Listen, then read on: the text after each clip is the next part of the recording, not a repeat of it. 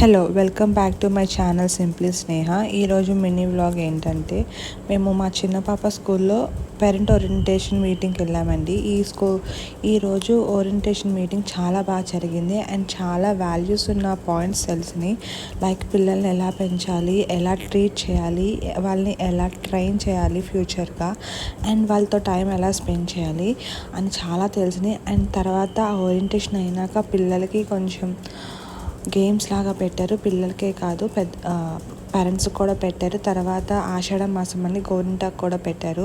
So today we enjoyed a lot in the school. ఇలాంటి స్కూల్లో నా పాపని జాయిన్ చేసుకుంటే ఐఎమ్ వెరీ హ్యాపీ. కానీ నేను స్కూల్ మెన్షన్ చేయట్లేదు.